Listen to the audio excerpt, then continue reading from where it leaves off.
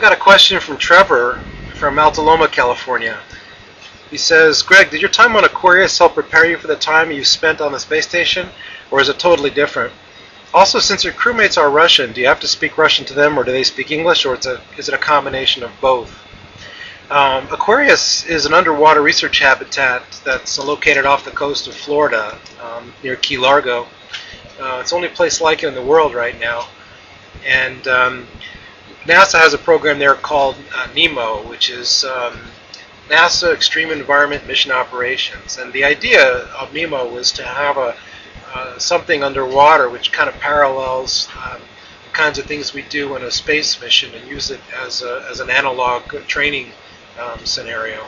It's actually a great experience, and I think of it as a mission in itself, and not just training for space station or space flight. But there's a lot of great analogs.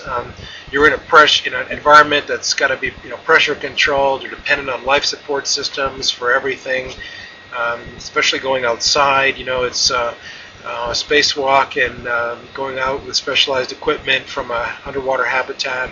A lot of similarities there.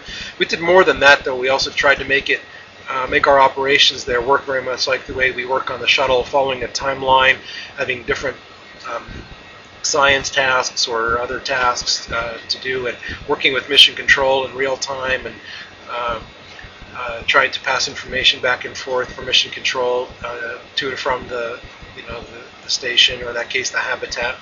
And so anyway, I think it's a really great analog experience for, I think, a habitat on the moon, the space station, or any place where you're really depending on your own management of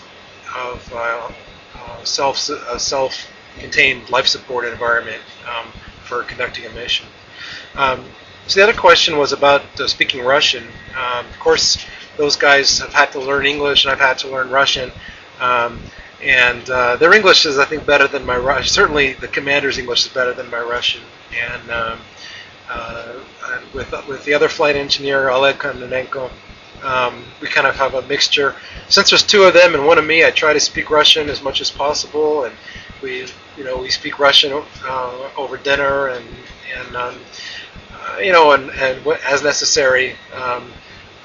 Fortunately, Sergei knows enough English to bridge any gaps, so it's actually a really fun experience up here, kind of bouncing from language to language. So, thanks for the question.